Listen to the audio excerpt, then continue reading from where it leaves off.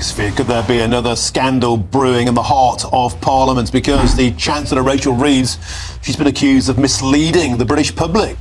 Watch how Rupert Lowe ignites a political firestorm in the Commons as he confronts Rachel Reeves with explosive claims about secret immigration data. In a moment that leaves the chamber stunned, the Chancellor is pushed to the brink as pressure mounts for full transparency. This isn't just another debate. This is a clash over truth, accountability, and what the public deserves to know. As tensions rise and answers fall short, one question echoes louder than ever. What's being hidden? Before we continue, please take a moment to like this video and subscribe to Britain Daily. It's completely free and it helps us keep bringing you the hard-hitting stories that matter. Let's watch this explosive clip. We want British businesses and British workers to benefit from that investment. Rupert Lowe. Thank you, Mr. Speaker. Through Freedom of Information requests, Restore Britain has uncovered unpublished Treasury analysis breaking down contribution by ethnicity. Evidently, the data exists, so will the Chancellor today commit to go further and publish the same analysis by nationality so that we can see which groups are paying their way and, more importantly, which groups are not?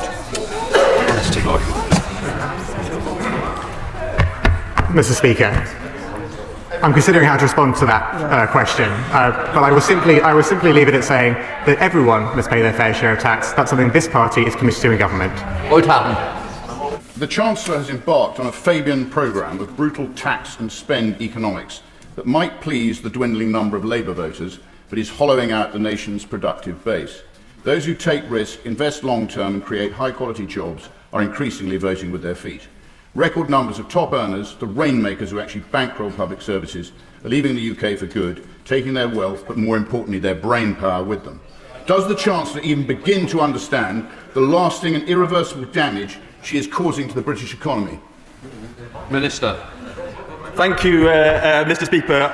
We've all watched the honourable member voting with his feet by leaving the bunch of crazies that he was part of before this. Now, let's get back to what this government is actually doing to drive growth, increasing public investment by £120 billion over this Parliament and making sure things get built. Building housing, a default yes for developments around train stations. Building transport, the Lower Thames crossing, the expansion of Heathrow and Gatwick airports. Energy at Sizewell and Wilfer. This is a government backing the builders month after month after month. Thank you, Mr. Speaker. Mr. Speaker, the process surrounding the budget was utterly chaotic. We had months of damaging speculation, fuelled by briefings and leaks from the Treasury itself. That included briefings on the 14th of November, which moved markets and gave the appearance, at least, of being deliberately inaccurate, which is why we need the FCA to investigate. But can I ask the Chancellor a simple question? Did she at any point authorise or allow confidential details of the budget or the forecasts to be briefed to the press? Yes or no? Chancellor. No. Sir Melstry. Mr. Speaker, the OBR's own guidance says, and I quote, "The interim rounds are transmitted to the Chancellor in confidence." Yet the Chancellor repeatedly stated before the budget that the OBR had downgraded their productivity forecasts.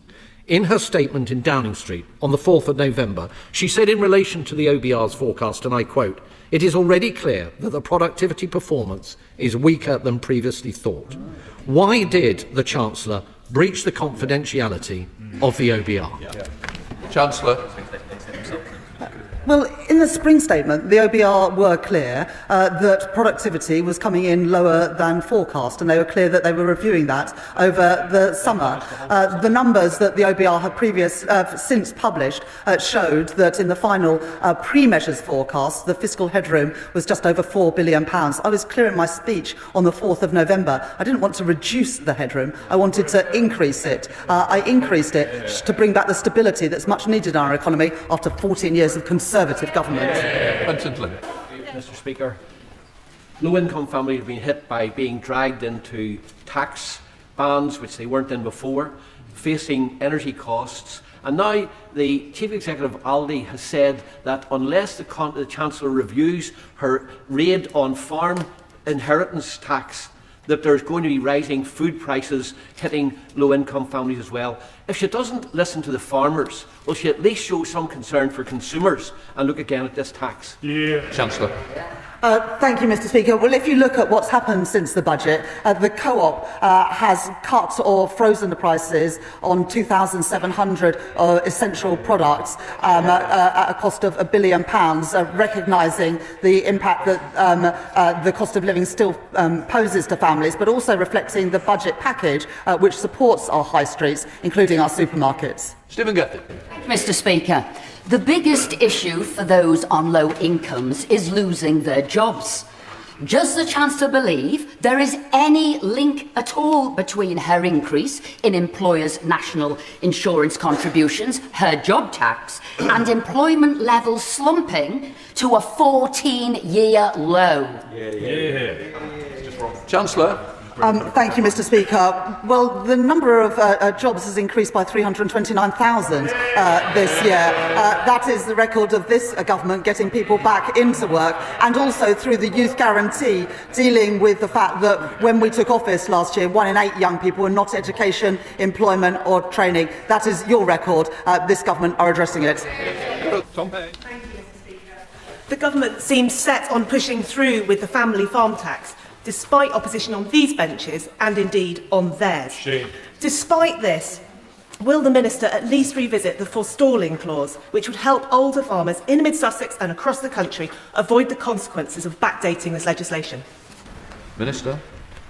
Thank you, Mr. Speaker. We at the budget came forward with a revision to the policy to support those people whose spouses have already passed away and made the allowance transferable between the spouses. That is a change will reduce the number of farms that are affected by the agricultural property relief changes from around 500, as was estimated at last budget, to now 375 when coupled with some changes to the underlying economic forecasts. This policy raises money from those with the largest estates in a fair way, and I would encourage members on all sides of the House to consider whether or not we need to... Well, I'll stop there, Mr. Speaker. Alison Young. 110,000 jobs have been lost in the hospitality sector since this government came to office, and 8 pubs are closing every week, but the Chancellor's made it worse. Jonathan at the Devonport has told me that his business rates are set to treble. Does the Chancellor realise that her budget will cost people their jobs, landlords their businesses and communities their pubs? Minister. Let's be clear, nobody's business rate bills are tripling. It's important, as members of Parliament, if we have businesses coming to us to talk about the increases in their rateable values because of the unwinding of the effect of the pandemic, that we are clear on all sides of this House that the government has put in support to make sure that pubs and those who've seen their values go up will not increase next year. If the pub's rateable value is more than £100,000, they'll be capped at a 30% increase. If it's less, they'll be capped at 15% or 800. That's £4 billion of support, Mr. Speaker, that this government is providing. John Long. Mr. Speaker, there seems to be only one word that the Chancellor understands: tax. Her decision to continue the freeze on income tax thresholds is a hammer blow to working people. In fact, even one of the Chancellor's favourite unions, Unison, has said that freezing personal income tax thresholds disproportionately impacts lower and middle income workers. So does the Chancellor agree with Labour Party's union paymaster? Minister. I was a bit confused by that question there, you have to forgive me, Mr. Speaker, but the honourable member said that there was one word that was important. Let me give the member one figure, Mr. Speaker: £150. That's the amount we're taking off energy bills next year to help people deal with the cost of living in the here and now, supporting people because of the mistakes that previous governments made, not investing in our energy infrastructure and not investing in our future. We're picking up the pieces where they didn't make the decisions necessary. So Ashley Fox. Mr. Speaker, extending the freeze on income tax thresholds will cost working families £900 a year. It will also drag many pensioners into paying income tax for the first time. Why is he hitting these low-income families to pay more for welfare? Minister. Thank you, Mr. Speaker. I would suggest to the honourable member that he asks his front bench why 75% of the impact of people paying more tax at the lower end is a result of the decisions made by the previous government, who spent 7 years freezing income tax thresholds. It's a bit rich to talk about this government doing it for 3 when they did it for 7. What you've just seen is one of those rare moments in Parliament where the atmosphere shifts instantly, where a single line of questioning changes the entire tone of the debate. Rupert Lowe didn't just ask a routine question. He brought forward something far more powerful, the suggestion that data exists, data that hasn't been fully shared with the public. And in politics, nothing creates more tension than the idea that information is being withheld. The focus here wasn't just immigration, it was transparency. By referencing a Freedom of Information request and unpublished Treasury analysis, Lowe framed the debate in a way that put immediate pressure on Rachel Reeves. The question was simple on the surface. Will the government publish more detailed data? But beneath that simplicity lies a much bigger issue. What responsibility does a government have to reveal everything it knows? Now, the response from the Chancellor was cautious, measured, and notably brief. Rather than directly engaging with the specifics of the data, the answer pivoted to a broader principle that everyone must pay their fair share of tax. And that's where the tension truly began. Because when a specific question meets a general answer, it often leaves more questions than it resolves. For critics, that response may feel like avoidance. For supporters, it may seem like responsible restraint.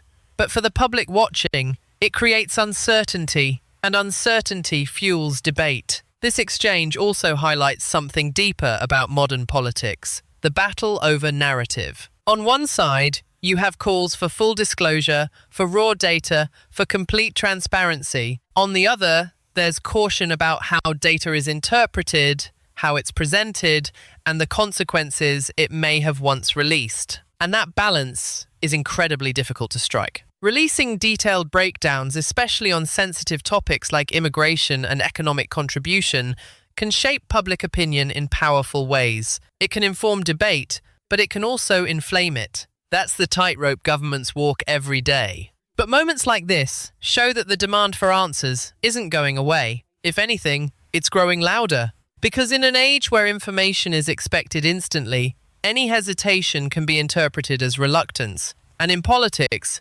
perception quickly becomes reality. What happens next will be crucial. Will the government release more detailed figures? Will there be further scrutiny?